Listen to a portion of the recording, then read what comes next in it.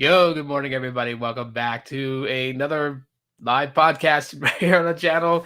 So I'm just going to be kind of doing these things going forward, but just to kind of clarify some things, there will still be some videos in the future. So I'm going to give it a little bit of time here for some people to kind of join in. If you guys watch this live, no, what we're gonna do today. Hashtag tug of war. So you guys let me know if you guys are here live. If you guys watched it live, that's cool. If you watched it replay, that's pretty awesome too as well. I really appreciate that. It's hashtag replay crew. In the description, okay. I do have some things set up for those who want to help improve the content on the channel with donations. If you guys want to do that, that's totally up to you. But they're in the description for you guys.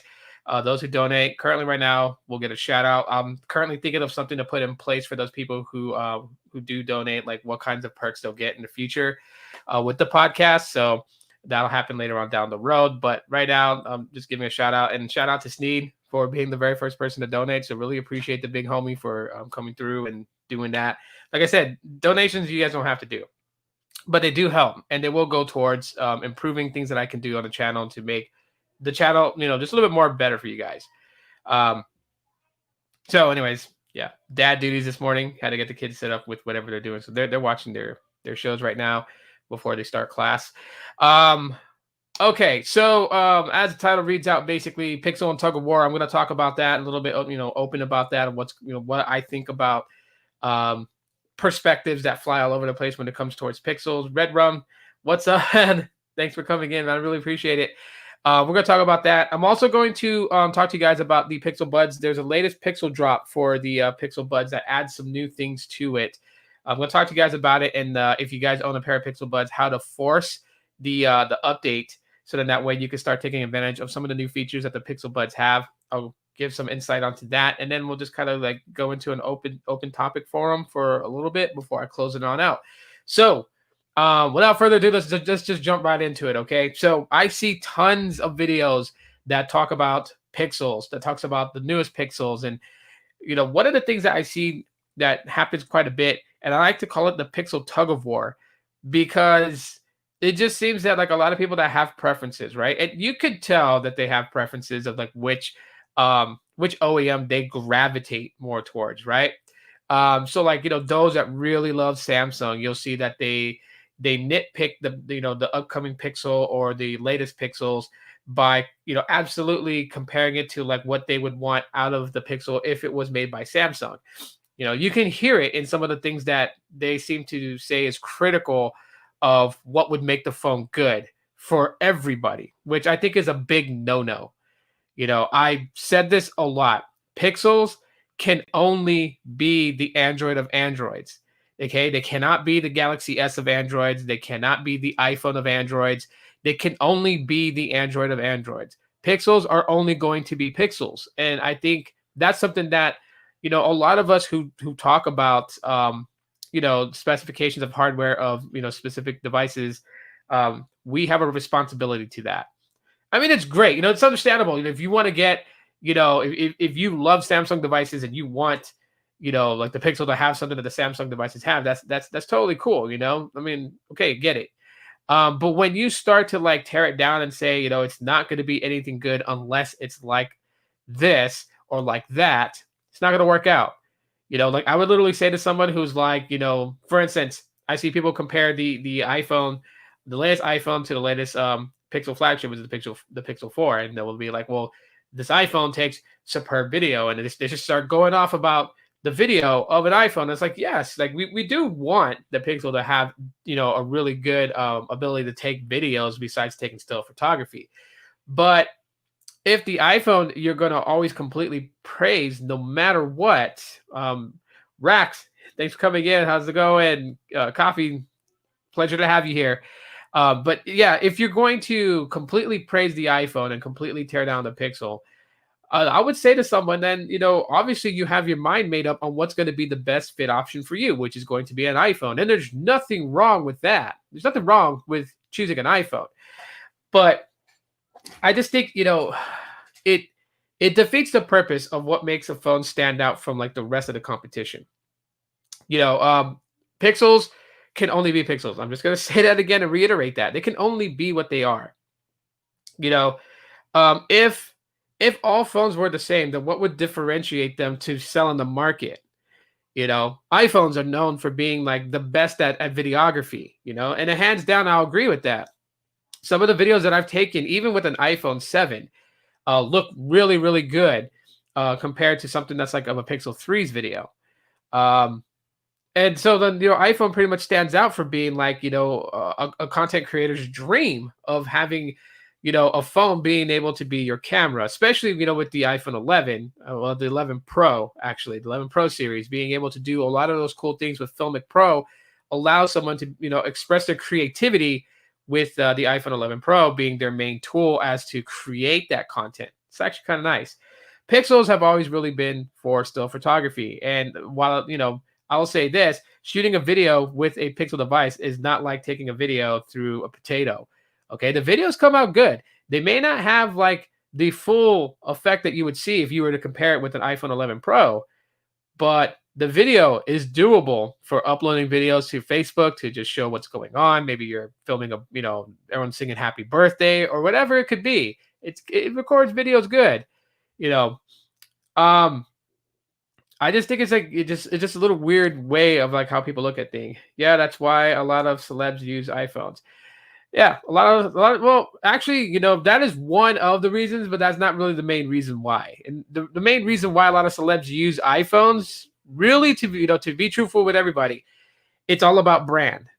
I mean, brand is what they really look at. And Apple's been around for the longest time, 2007 with the very first iPhone and going on forward, and it was always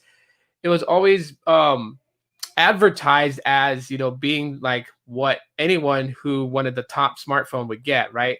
And so along with that came security, because that's one of the things that Apple touts, is that they have best security ever to keep your stuff locked and protected, using iCloud to back up your photos and videos and stuff like that.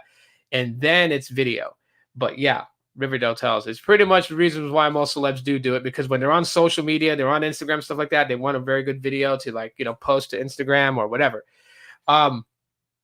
But at the end of the day, the tug of war with the Pixel, it's very interesting how it goes, right? I mean, I gotta say the Pixel is probably one of the most very interesting phones that is around the mobile tech space on the internet, because everybody wants it to be like this brand, like that brand, like that brand. It can't be that.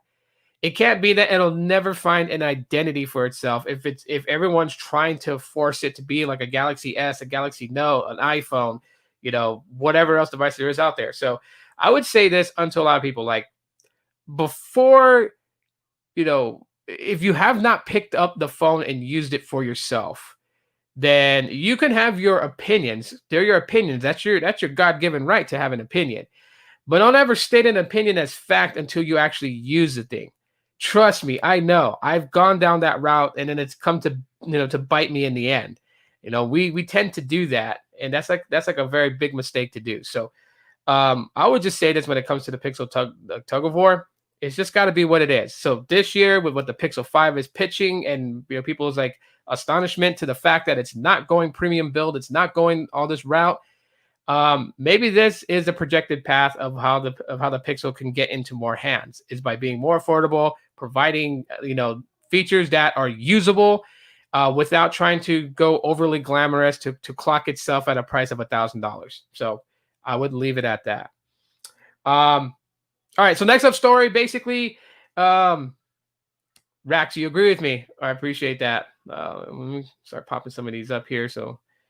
But anyways, so we're gonna go to the next story, okay? And the next story is that, why is it that people do not trust Chinese manufactured phones? Okay, this is a very touchy subject because, and if Coffee's still here, Coffee can pretty much attest to this. So here in the US versus worldwide, we have different views, obviously. Now, I for myself don't really go the route of investing my money into devices that are manufactured through through Chinese owned companies, right? And some people can throw it out there and be like, well, you're this, you're that, they want to name call, whatever, that's fine. However, an interesting story broke. And I wanted to share this. Now, I'm not saying it's actual facts, all right? There's got to be more that's dug into this, but it's a pretty interesting article of what happened in South Africa when it came to a Chinese manufactured device. So, like how it is here in the US, where people are looking at companies like Xiaomi, they're looking at, OnePlus, Oppo, those types of devices, Huawei as another one, Honor as another one. They bring like all these really, really hardcore features. Excuse my daughter for being being weird, but they bring all these really hardcore features, right? The stuff that we really want out of a phone that we would think if it was in a phone, it would definitely cost $1,000. And then we get shocked when the phone comes out and it's like $500. And we're like, this is why, this is what's great about them. You get all these benefits and it's cheap. It costs less. And it comes at a price to some. Now, I'm not saying that Huawei and Xiaomi do this. I've never heard of them doing this. So if you guys are interested in those types of devices, for me, I would say, yeah, definitely check them out. Nothing has ever broke the news of, Oppo, Honor, Huawei, and Xiaomi doing this. But there are other Chinese manufacturing companies that make smartphones. And so a gentleman in South Africa decided, because normally he buys Samsung, according to his interview, and he was kind of shocked at what happened when he chose to go with a different device. The device is known by the name of Techno 2. I forgot the name of the brand itself, but you guys can find the article on BuzzFeed if you guys want to read up on it and find out what it's all about. But anyways, he goes on to say that, he bought this phone. He took a chance with a phone called the Techno 2. And, over the time that he's using it, because he lives in South Africa. He says that he is poor. He's currently, unemployed. So, he's strapped for cash. But he uses his phones, to connect with the world, to obviously, look for a job and things like that. He goes on to say that he notices that the Techno 2, his phone, which was really nice, gorgeous build design, has a lot of flashy features in it, and for a really cheap price, he starts to notice that like his data is being used. Now, in the US, it's very different, because over here and the type of the way that our carriers are set up for plans. In other countries, it's pretty much different. And in South Africa, it's pretty much the same like how it is. I would say in Thailand, because my mom's in Thailand, and the way it's described is the same way. So you buy data amounts. You have this allotted data amount. When you run out, you just go and you buy more data. So yeah, it's pretty simple, clear, cut, and dry. But so he buys data, and he notices that something is starting to use data on his phone, even when he's not actually using the phone. And so, then he's, during phone calls, he claims he's getting ads that pop up during a regular phone call. Like ads would pop up and block, the call itself. He's noticing that, there's notifications coming to him about subscriptions that he never subscribed to. Jose, what's up, man? Appreciate you coming in here. So he's noticing all these things. And what they actually found out, is, so where you're at, Rax, they pretty much do the same thing. Like you buy data, and when you run out of data, you just go back in and you like purchase another amount of it. It's not like a monthly plan rate where you get like unlimited data for $50 a month. Yeah, just let me know. But anyways, so upon investigating this device called the Techno 2, what they found out is that the brand itself actually has what's considered malware pre-installed in the phone's software. The two specific ones is X Helper is one of the malware that they found in there, and then Triada is another one. Kavi says we don't have unlimited data here. Okay, and the reason why I wanted that is because I wanted people to understand like it's very different.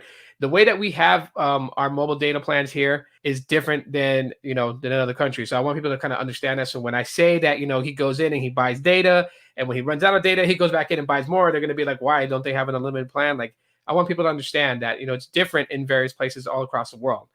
But anyways, yeah. So they found two malwares pre-installed on his device before he even got it. X Helper and Triada. And what these two specific things do is they download apps and services onto your phone in background without you knowing it, and then subscribe you to monthly subscriptions where they're billing you for it. So the guy's poor already, and then he's getting sapped out of money. That's not a good look. And that's the reason why in the beginning I stated that, Huawei and Xiaomi and them have never been known to do this, is because I don't want to tarnish their brand. I mean, yes, there are companies based in, home based in China, but I don't want to say like every one of them does it. But this is some of the reasons why I have concerns when it comes to that, because there are companies that do that. And so upon the investigation of that, they found out it was Xhelper and Triada that are the two malwares that's installed on that Techno 2 phones, what it's called. Basically doing these things in background. So just a lot of things are starting to pop up, when it comes to businesses in China, and we can't hide the fact, right? So the U.S. and China is basically, in a way, not in a physical war against each other, but in many ways they are currently in war. They're war to be the superpower of the entire world, right? China and the US and the digital world, they're at war with each other. Like recently, they said basically that TikTok has launched a lawsuit against the president and his administration. They claim they have done no wrongdoing yet. Google was able to find after some time that in a specific time, which was about 2015 to about 2018, TikTok literally was grabbing people's MAC addresses. They was grabbing their advertisement ID numbers and the IMEI to their mobile devices, collecting this data behind Google's own nose, like for them not even knowing. Now, a lot of people will be like, well, Google does it too, and yada, yada, yada. Okay, yes, Google does. Here in the US, Google is a home-based company here in the US, right? So for outside places, they would look at it differently because they'd be like, well, Google does it to us, and they're not home-based to us. So you guys pretty much understand where then we're coming from when a company such as ByteDance is able to collect all this information on us. And the way that the code was executed was hidden. It was hidden because if it violates the Google Play Store policy. Had Google had known that this was something that it does, it wouldn't have been allowed in the Play Store.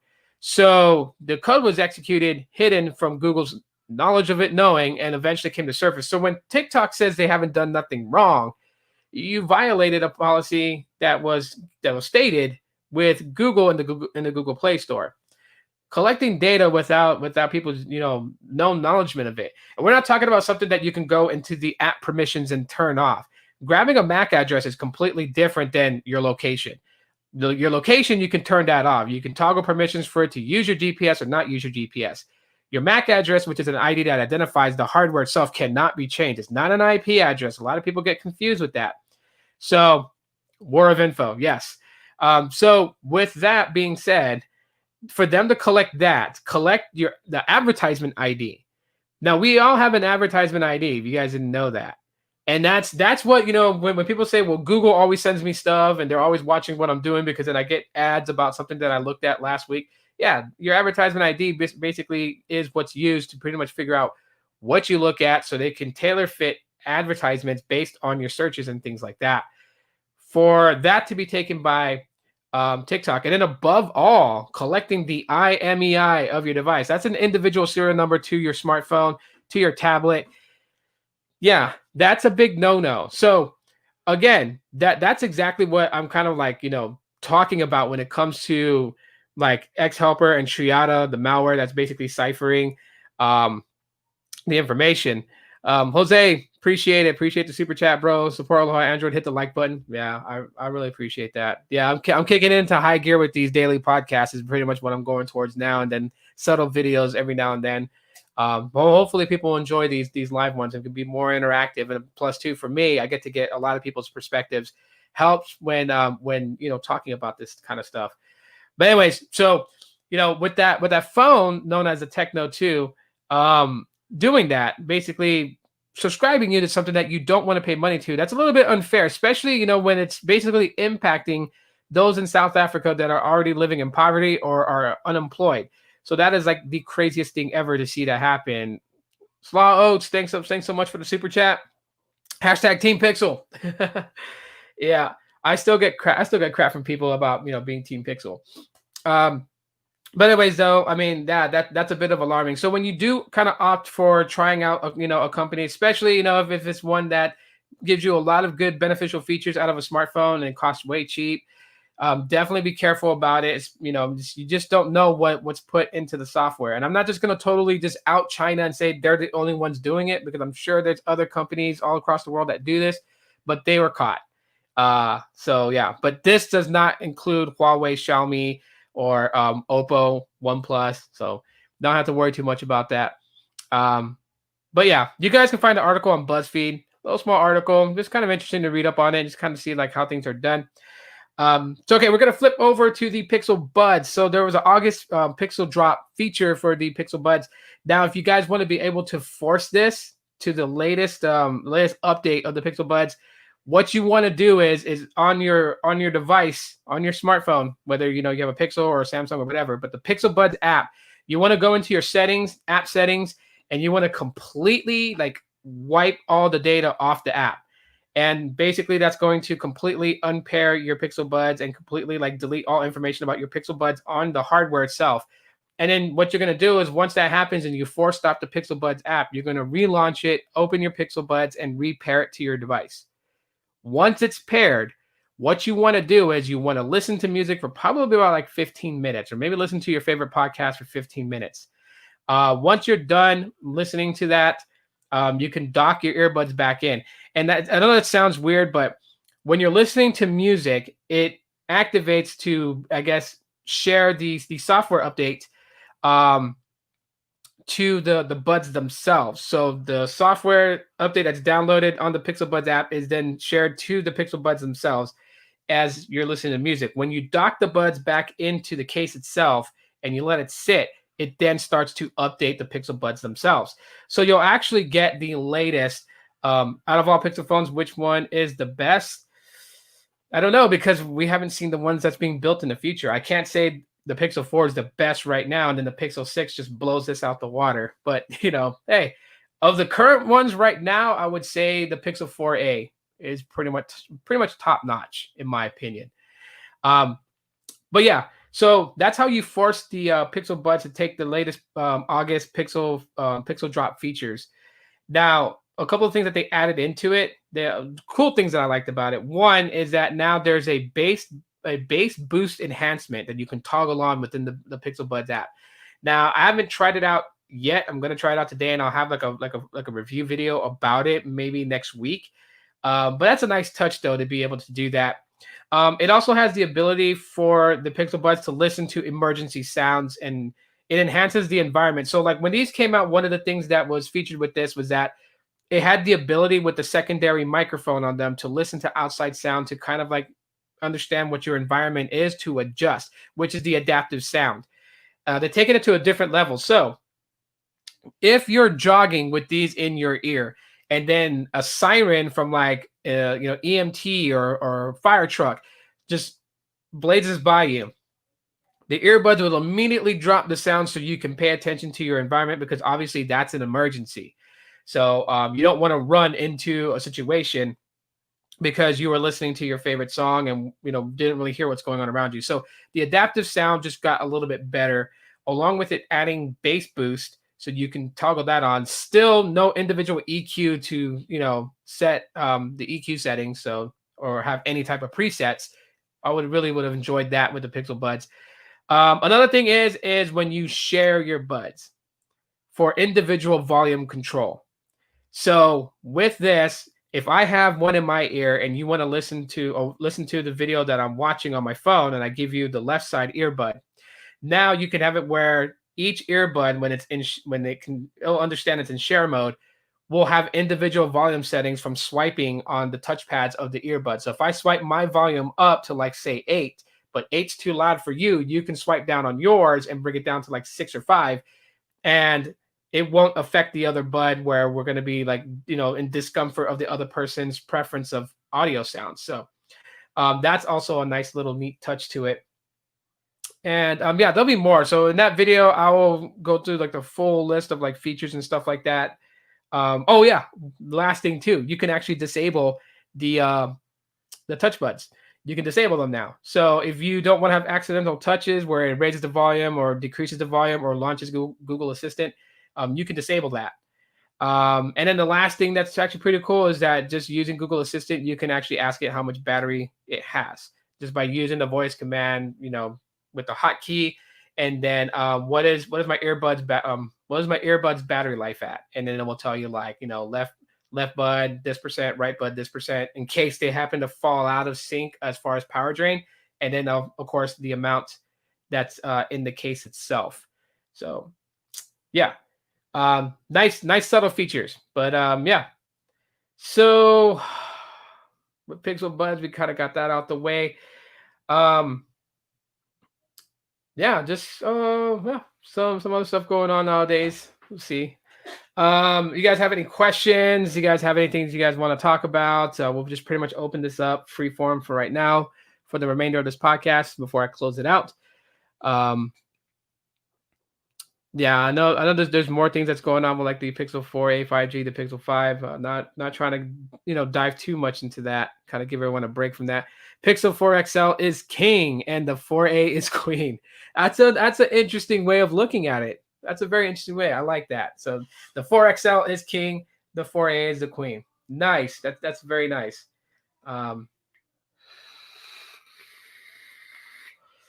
tell you guys, I'm still slightly tired. I don't know if you guys caught Alex's live stream last night. Man, he live streamed for, I think, over 7 hours.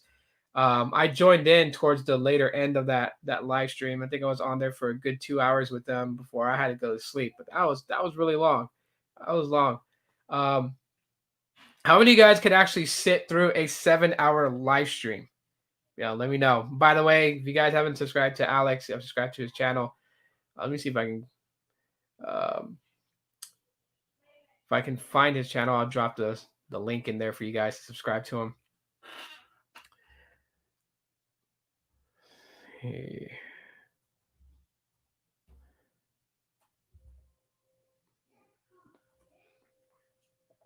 See if I get it right. Hopefully. Okay. I wonder what my kids are watching. I can hear their cartoon. I don't know if you guys can hear. They're watching some sort of anime. And you guys can also catch the live stream that I was in. Let's see. No way. Okay, I could, but don't want to. Ha. Alex's live stream was wild. Yeah, it was. It's around 11 p.m. there. Oh, shoot. You're like, see, it's 10 a.m. over here. So you're like 13 hours ahead.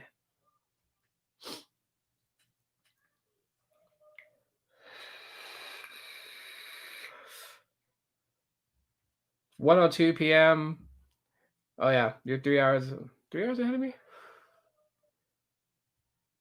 TJ, what's up? OnePlus 5G is whack when it comes to 5G speeds. Okay, interesting thing you brought that up. And really, when you think about it, right now wouldn't even be the best time to judge 5G because we actually don't have true 5G.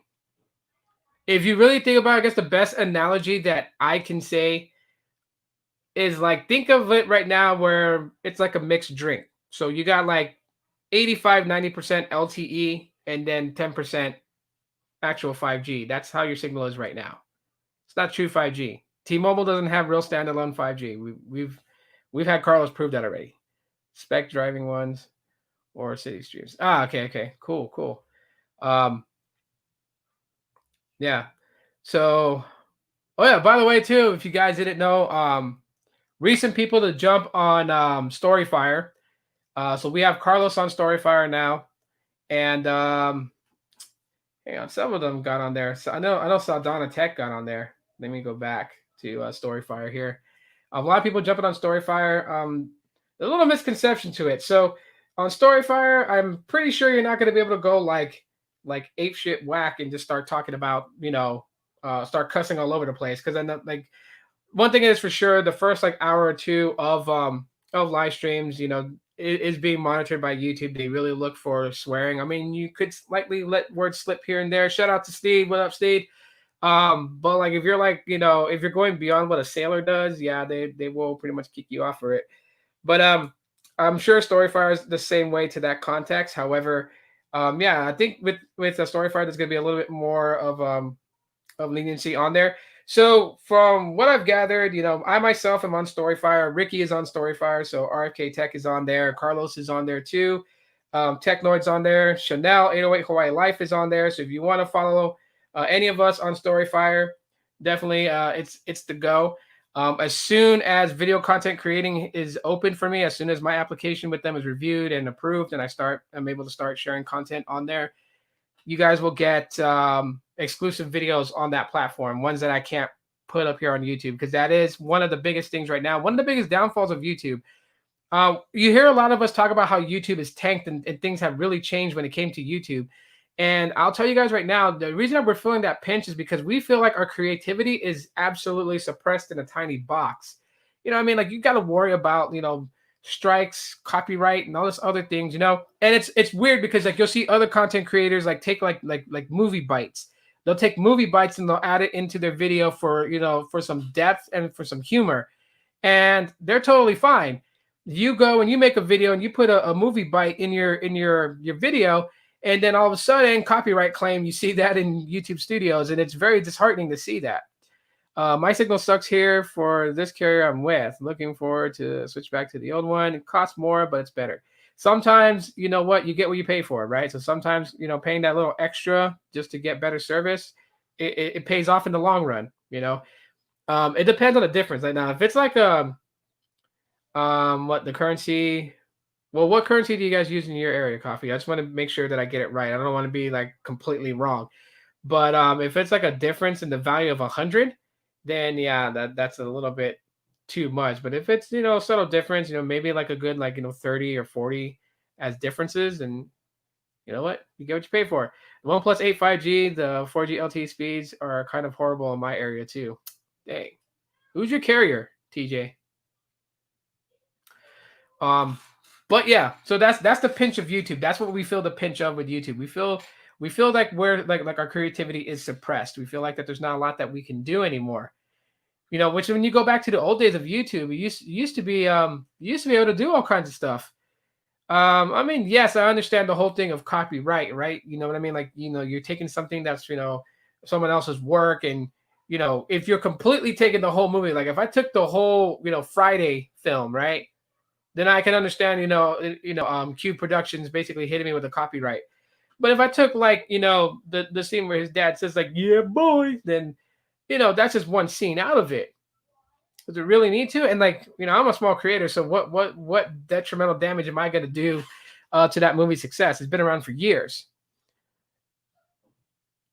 What I mean, what I was saying is that the currency, like the currency money that you use in your area.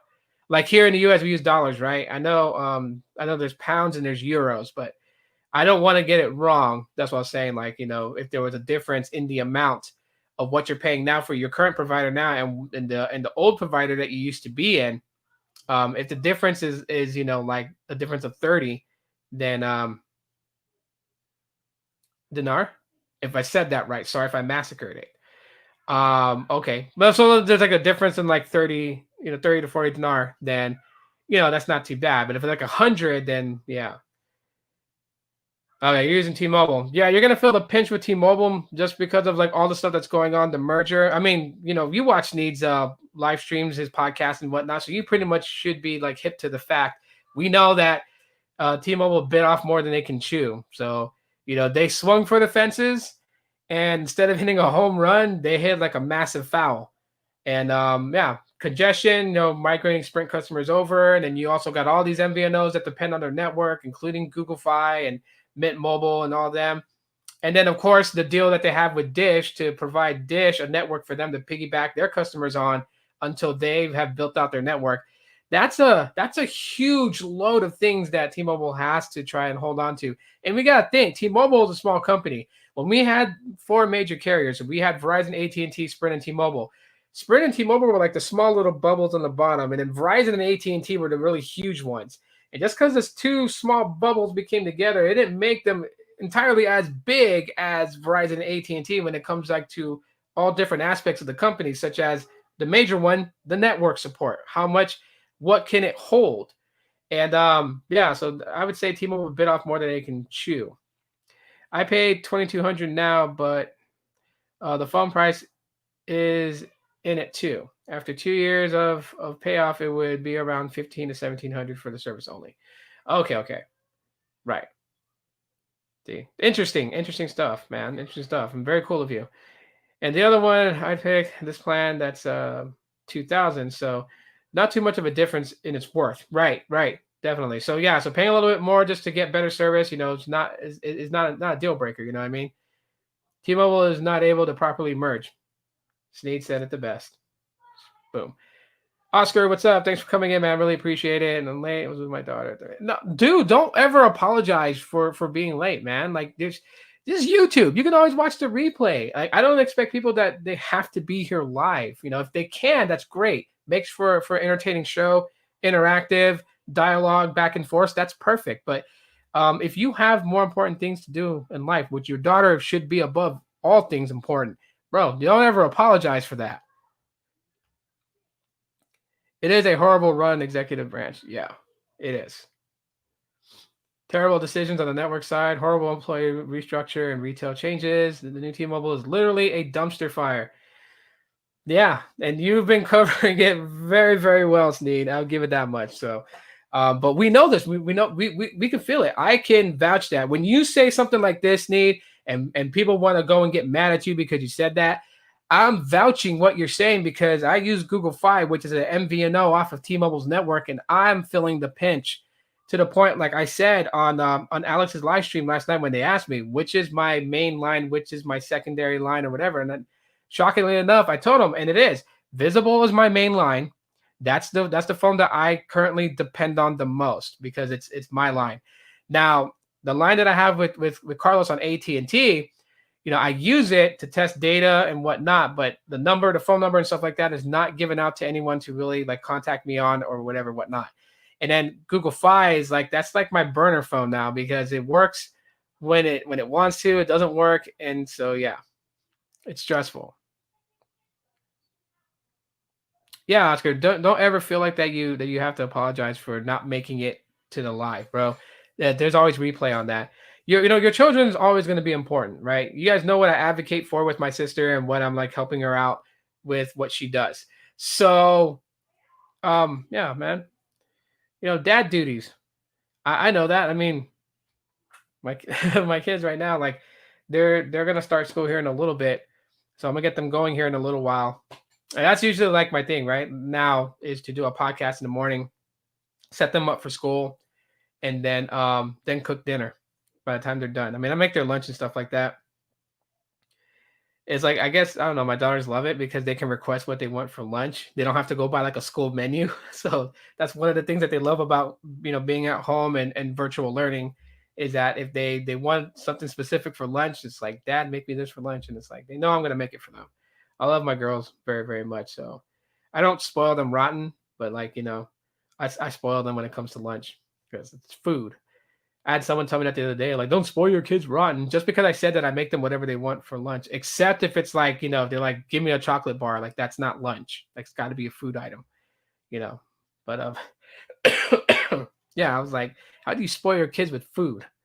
I mean, I don't let them overeat where, like, they're going to start turning to little blueberries, but, thanks for the information, Sneeze. Yeah, yeah. Sneeze the big homie. He is. Yeah. A lot of potential in his channel. I see his channel going great places. I see a lot of people's channels going great places when I just feel like that I see all the potential behind it. Like Technoid. You guys should subscribe to him. Man. And it was funny because what was it? And Sneak knows this. Technoid had DM'd us and asked us if it was cool, with the intro that he was doing because he was gonna surprise us all because Technoid or Michael, he throws curveballs. So if you guys didn't check Technoid's video from yesterday, please go and check it out.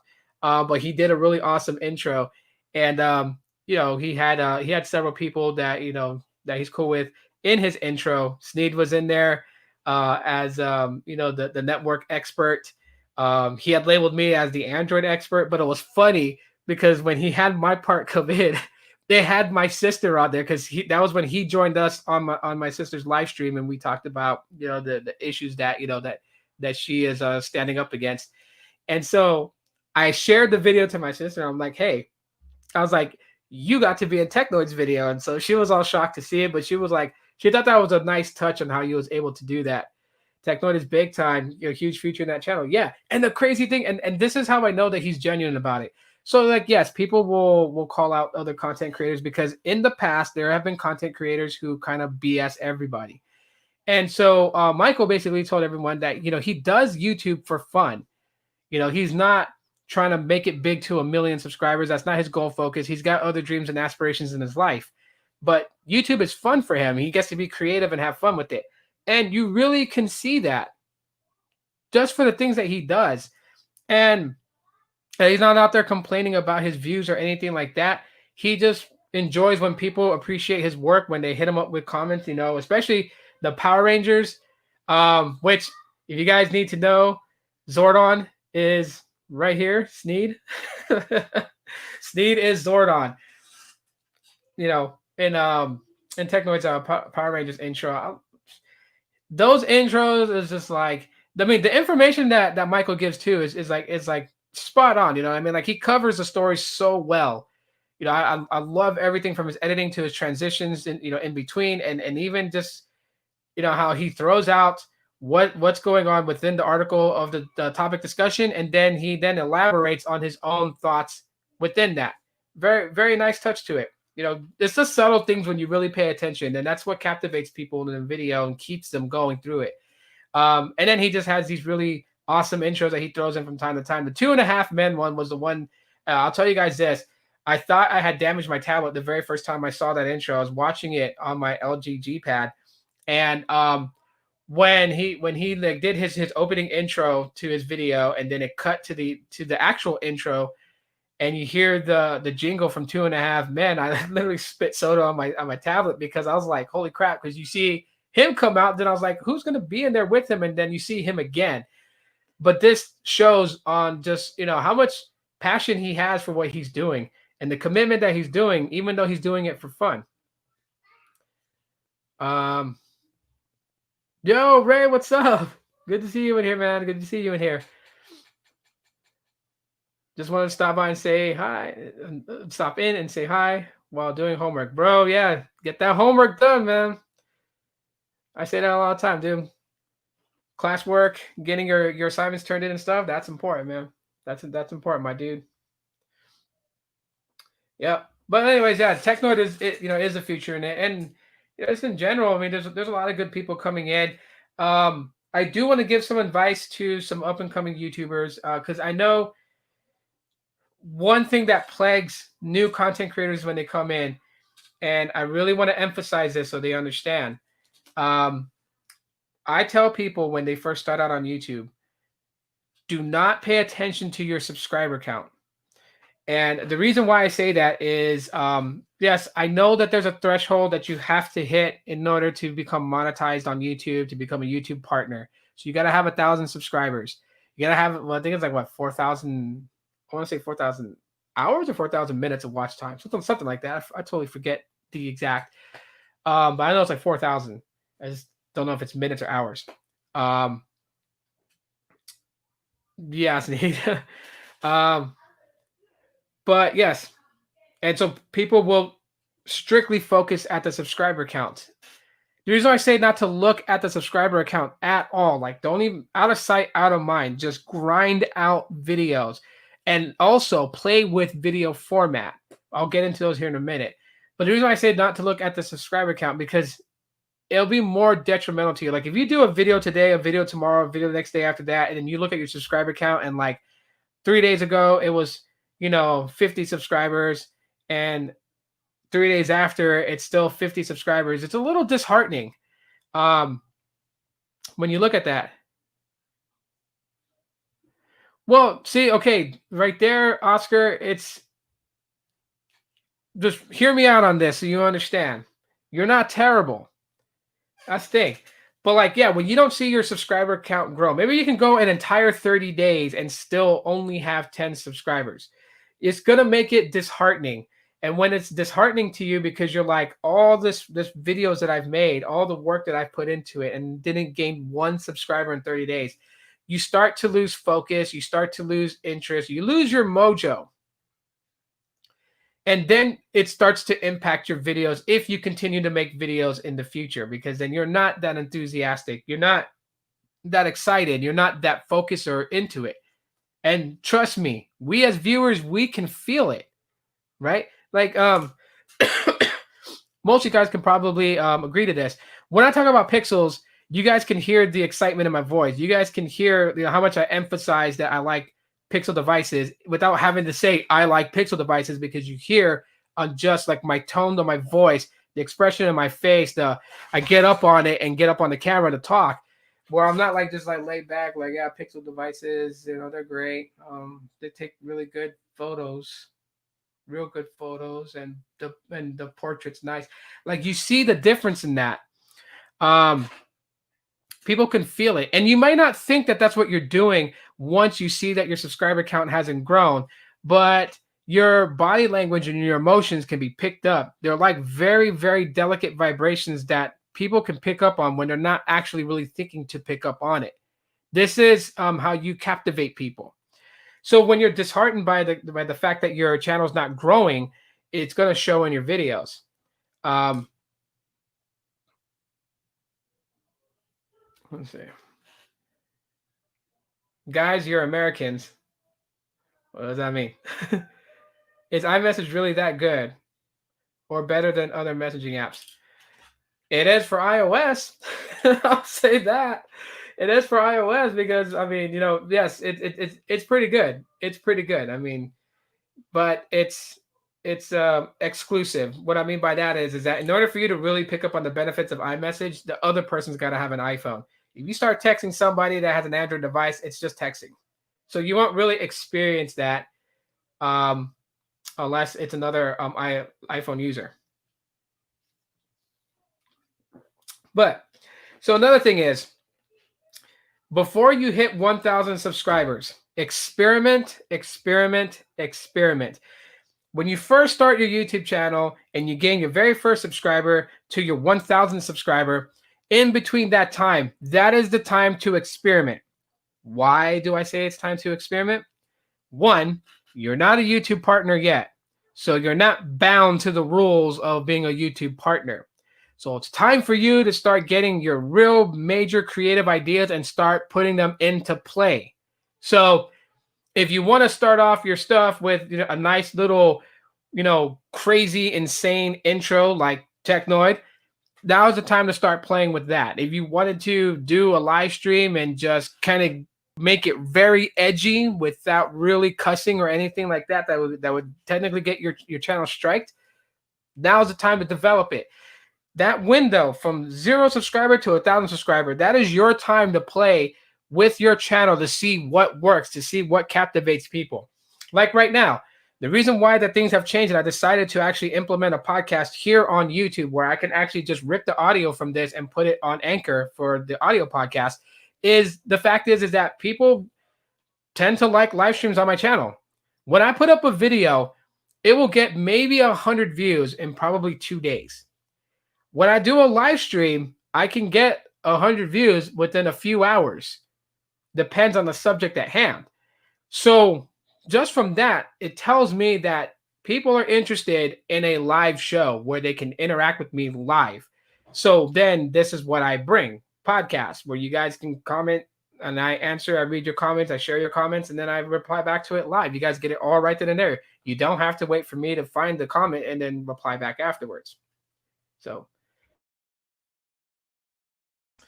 anyways, that's something that you'll learn through your view counts. When you play around with format and you're like, maybe I'll do this type of jingle in the beginning with this type of look, and you know, you don't see much views happening on that. You change it up a little bit and you start to see views climb. Then you pretty much are starting to build a stepping stone towards what works.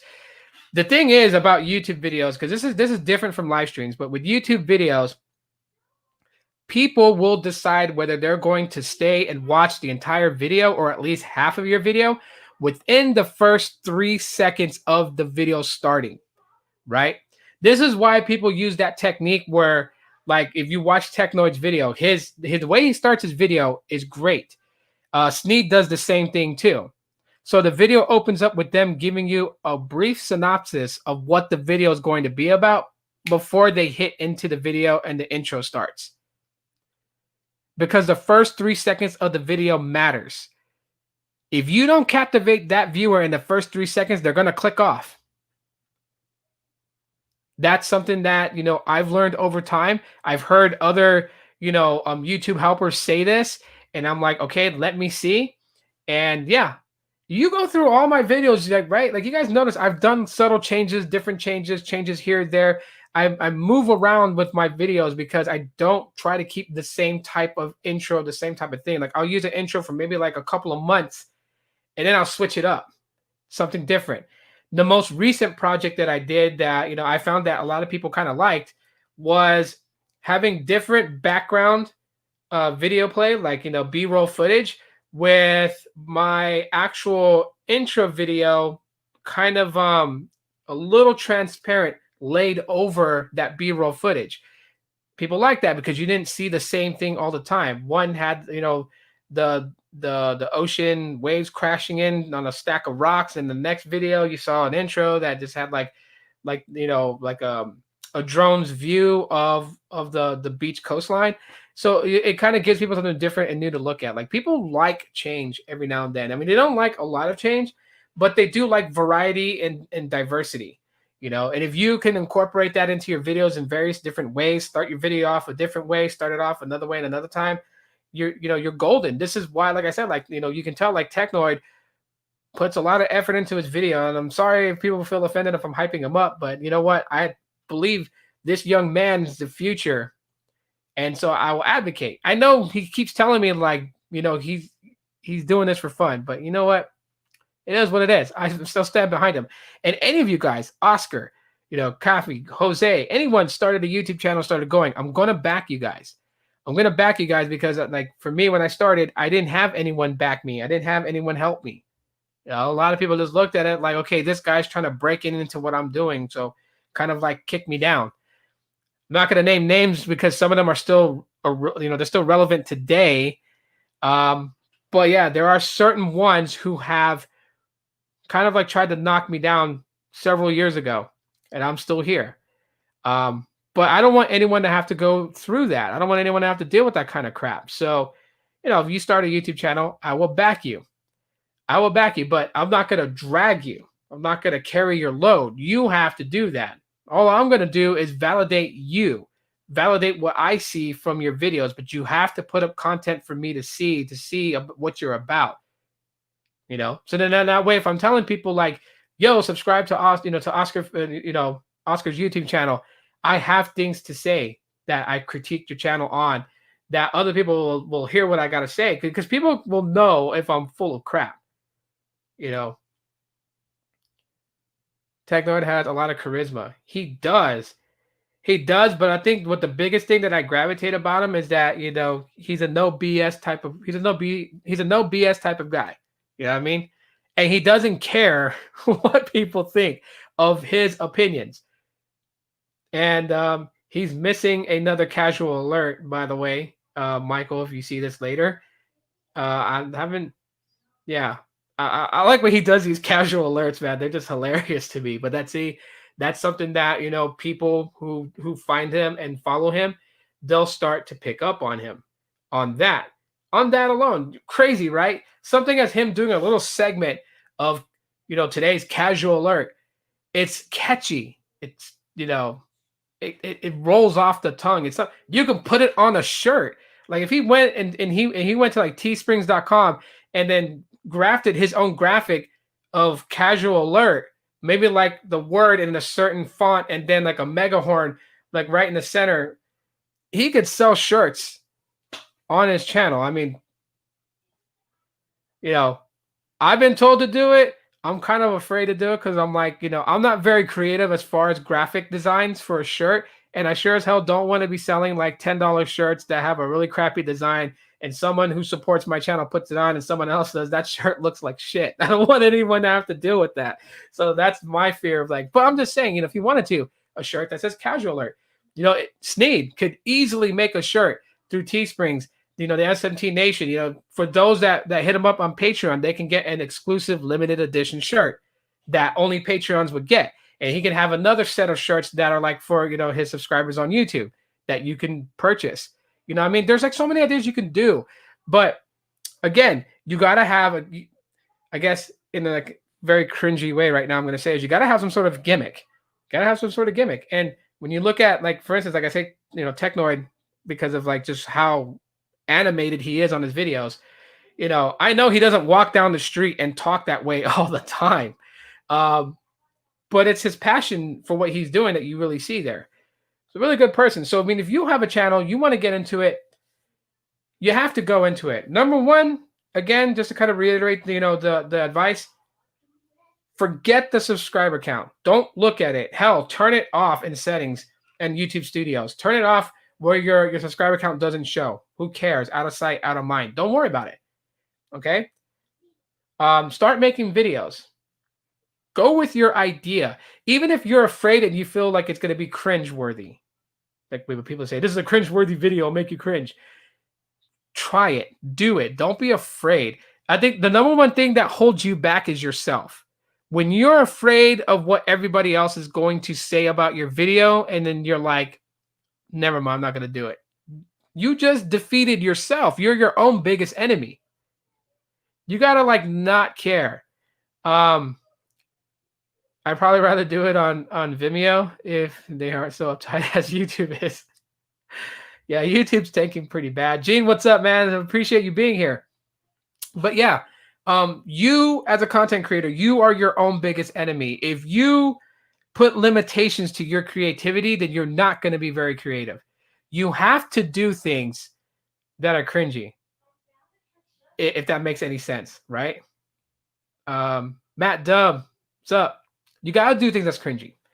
You really think, do you think maybe Technoid was a little bit worried when he did the 2.5 Men intro and was like mimicking the singing and everything? Probably. He was probably a little bit nervous about what people were going to say, what people were going to do, but he still kind of like did that where it's like, forget it. Forget what people think. I'm going to make this. And if it works out to my benefit, cool. If it doesn't, it doesn't. And he did. And he put it out there. You could do that too. I lost 1 sub on my channel. I had 50 and I lost 1. Don't worry about the sub count. Screw the sub count, man. This is what I'm saying. Screw it. Don't focus on that because that's what's going to bring your vibe down. You're already talking about it. I lost 1. You lost 1. You'll probably gain 3 more, but just stay focused with what you're doing. Put out the content for people to see. That's what the algorithm is really looking at, is how much videos you're putting out, how much content you're putting out. Now, if you're only doing 1 a week, you can't expect major growth.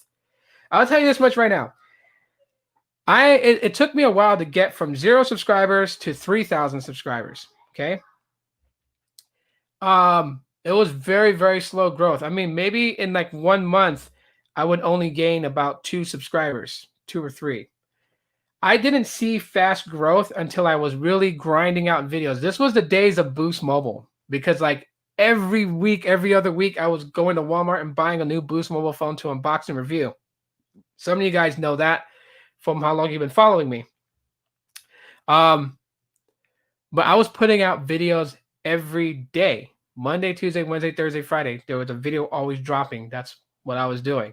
It also burned me out, so you have to be careful of that, but I'll explain. So I was doing videos every day, kind of leaving Saturday and Sunday as like my days off. By grinding out videos every day, I jumped from 3,000 to 6,000 pretty quickly. A lot faster than what it took me to go from 0 to 3,000.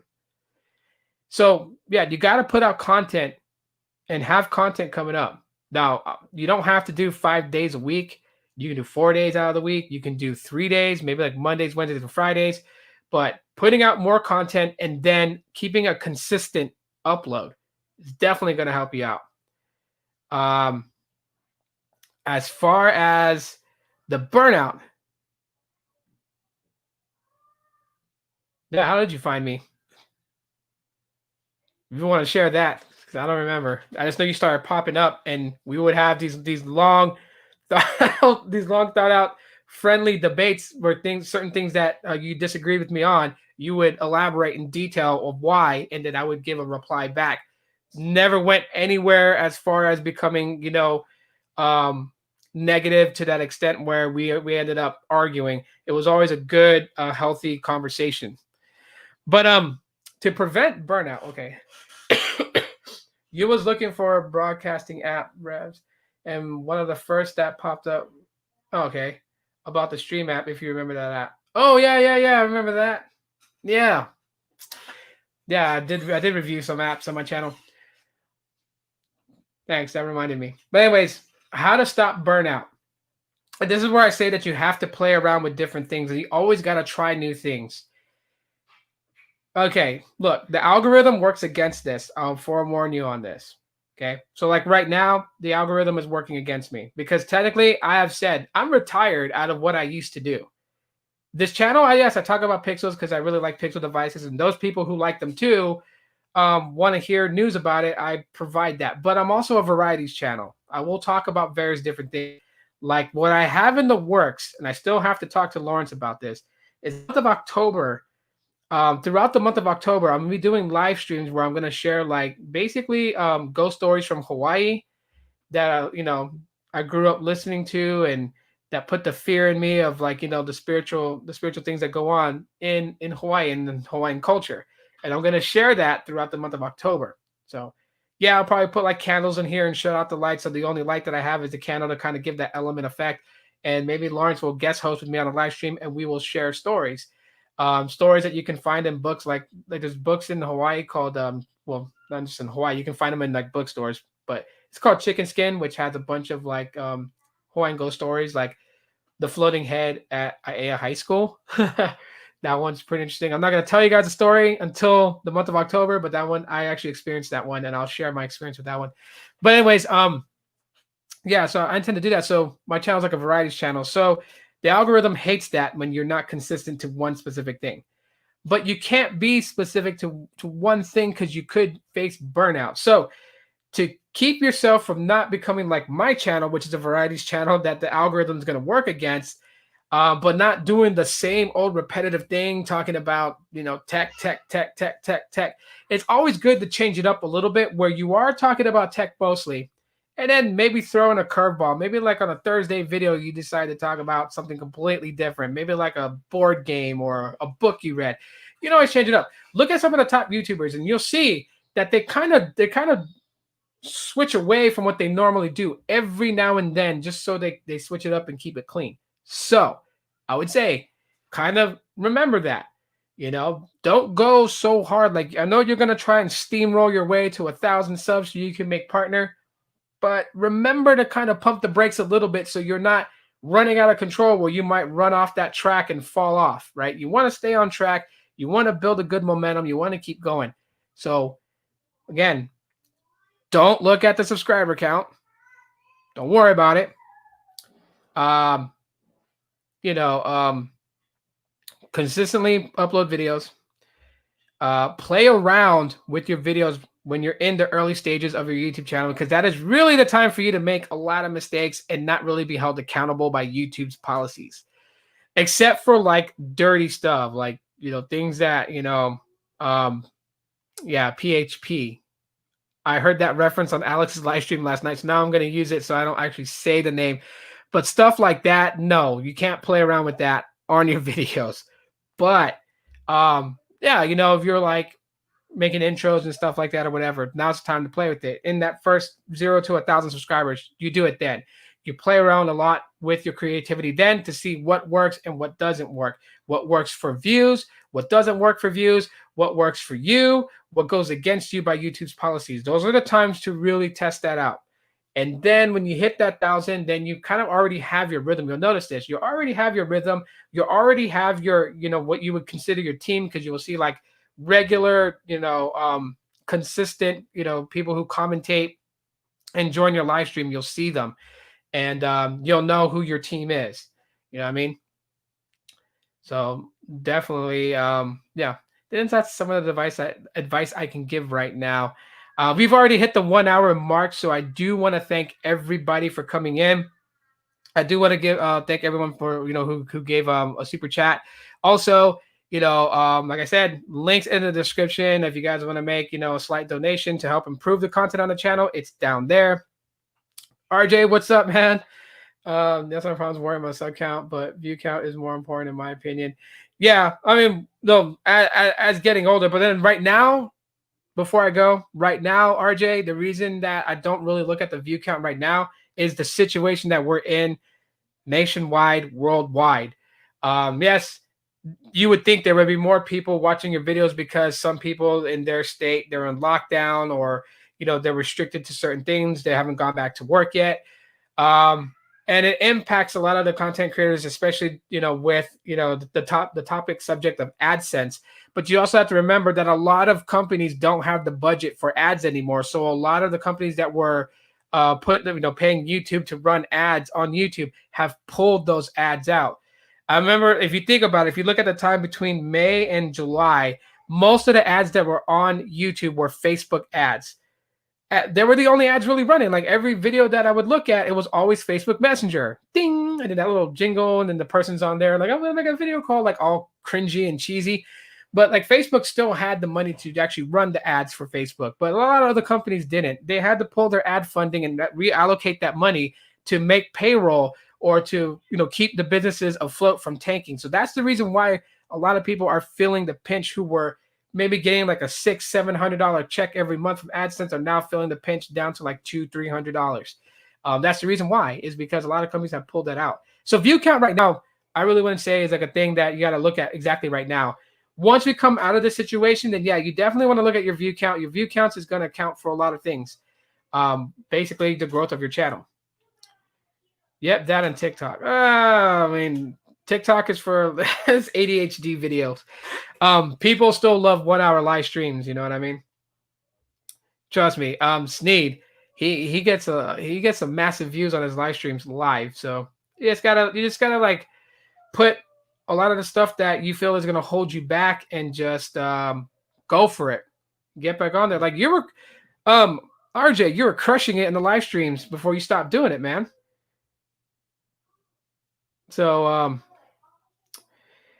yeah. So anyways, that's pretty much it. I hit the 1 hour mark. I do got things I gotta do today. I would love to stay and just like do a 7 hour live stream like Alex, but I can't do that. Got obligations I gotta do. So anyways, guys, I am going to head out of here. Thank you all for watching. If you guys just came in towards the end, thanks so much for doing that. Thanks for everyone with the super chats. If you guys want to make a monetary donation to help improve the channel content, the links are in the description, the Cash App and PayPal, whichever your preference is. You don't have to, but it's there if you'd like to. And yeah, shout out to Sneed for popping through, CV Tag, Gene, Kathy. We had Oscar in the house, Matt. We had Jose, Rax.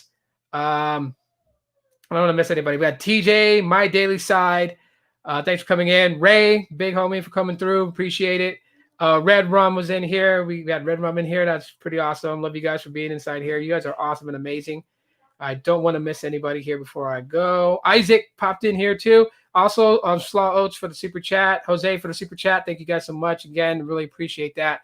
That's it for now, guys. Thanks for watching. Let me go see what's up with my daughter because she's crying. Kind of worried now. And yeah, I'll see you guys tomorrow with another podcast. As always, Law.